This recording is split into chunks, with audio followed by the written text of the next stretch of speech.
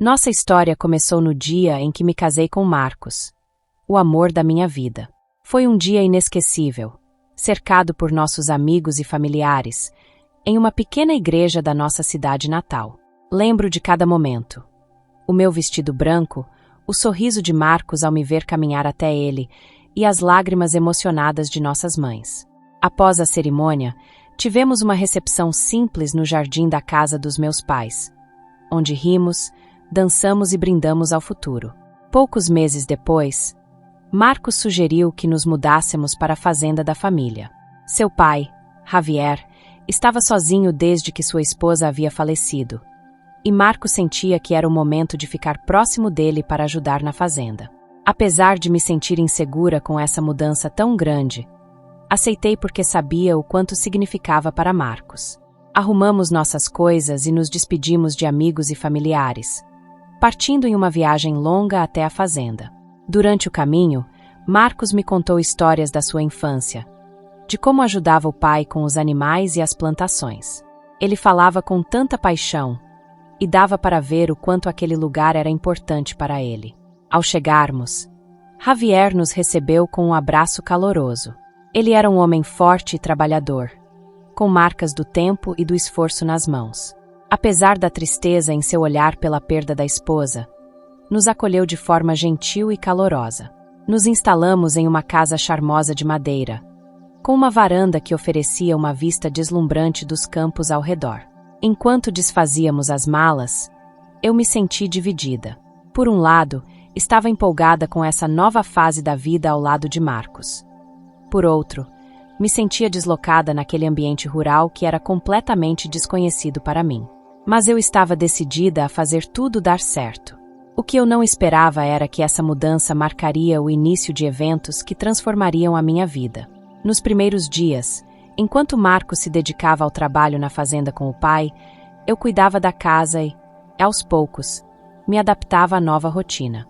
Também ajudava Javier na horta, aprendendo sobre as plantações e a vida no campo.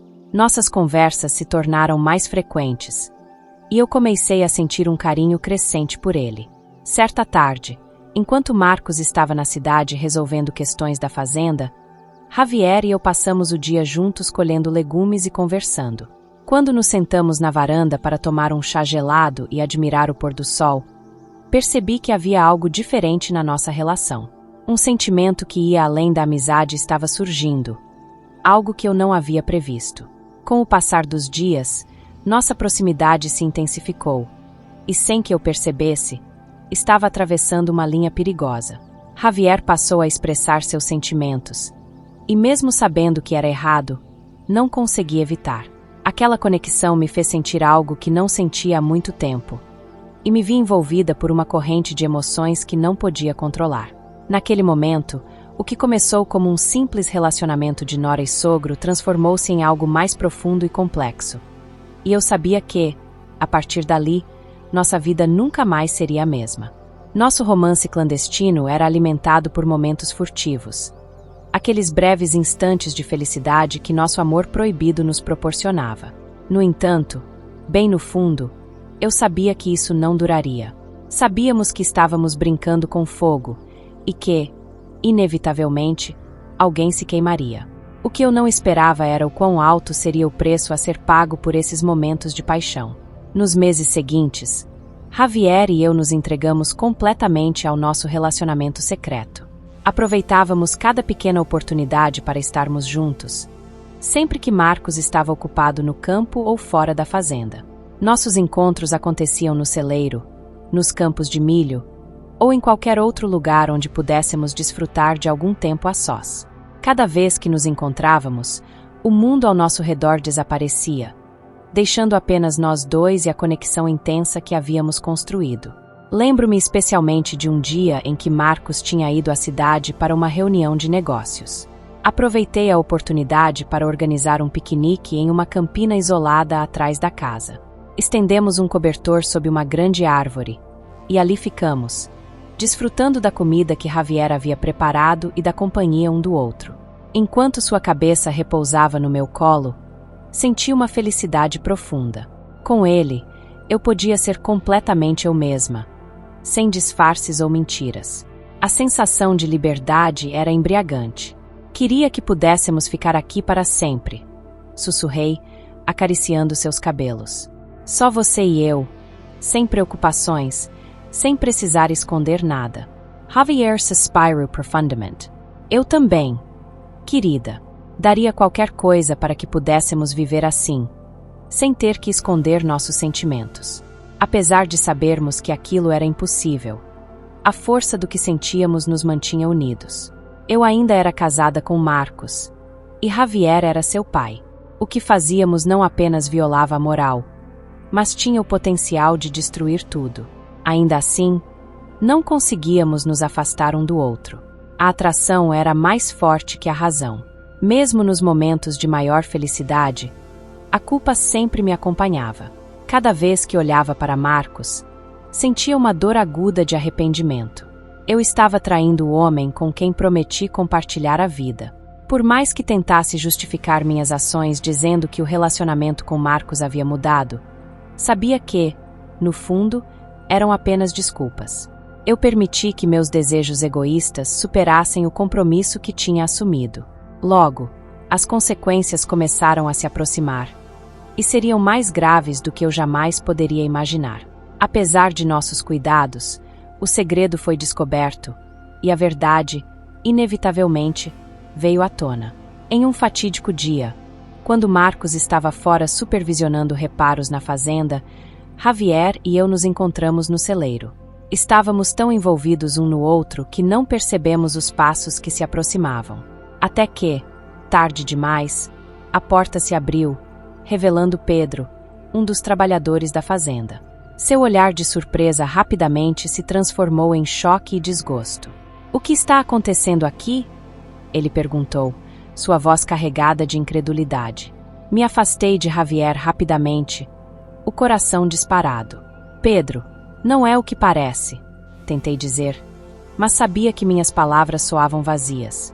Ele havia nos visto em um momento íntimo, e não havia explicação que pudesse mudar isso. A verdade estava fora de controle, e o que se seguiu foi um caos inevitável. Pedro confrontou Javier, e, em poucos dias, o segredo chegou até Marcos. O confronto entre pai e filho foi doloroso, repleto de gritos e acusações. Quando Marcos soube da traição, o choque em seu rosto e a dor em sua voz me devastaram. Naquela noite, enquanto Marcos arrumava suas coisas para partir da fazenda, eu sabia que nosso casamento estava acabado. O amor e a confiança que compartilhávamos haviam sido destruídos por minhas ações. Eu perdi não apenas meu marido, mas a vida que construímos juntos, tudo por um momento de fraqueza. A fazenda, que antes era um lar, mergulhou em desordem. Os trabalhadores olhavam para mim com desconfiança, e Javier, consumido pela culpa, tornava-se cada vez mais distante. Tudo o que restou foram os fragmentos de uma vida que nunca mais seria a mesma. Cientes do abismo que crescia entre nós, sabíamos que isso precisava acabar. "Temos que parar com isso", ele disse um dia, a voz cansada e derrotada. "O que fizemos foi errado, Paula." Eu sabia que ele tinha razão, mas isso não diminuía a dor que eu sentia. Apesar da culpa e da vergonha, meus sentimentos por Javier não mudaram. Eu ainda o amava, ainda ansiava por sua presença, mas também amava Marcos, meu parceiro e melhor amigo por tantos anos. A ideia de perdê-lo para sempre era insuportável. Nas semanas seguintes, tentei desesperadamente entrar em contato com Marcos. Enviei inúmeras mensagens, implorando para que ele voltasse, prometendo que resolveríamos as coisas, mas tudo foi em vão. Ele havia partido, e a cada dia que passava, eu temia que nunca mais voltasse. A culpa me consumia, e eu comecei a negligenciar minhas responsabilidades, passando horas na cama, chorando. Javier tentou me consolar, mas sua presença apenas reforçava o peso do que tínhamos feito. Logo, os rumores começaram. No mercado, as pessoas murmuravam sobre mim. Me chamavam de oportunista, destruidora de lares. Minha traição se tornou o assunto da cidade. Eu não era mais Paula, a esposa de Marcos, mas sim Paula, a adúltera. parte de mim queria gritar e justificar meu amor por Javier, mas sabia que era inútil. No fim, independentemente do que eu sentia, o que eu havia feito era errado. O divórcio veio em um envelope discreto, e assinar os papéis foi o golpe final. Marcos havia decidido vender a fazenda, o sonho de sua vida, algo que ele queria passar para nossos filhos. Tudo o que ele estava abandonando, eu sabia, era por minha causa. Com o tempo, percebi que não poderia continuar vivendo na fazenda. As memórias de Marcos, de nossa felicidade antes de tudo desmoronar, e os encontros com Javier tornaram o lugar insuportável. Deputy Parter. Na noite anterior à minha saída, Javier veio me ver.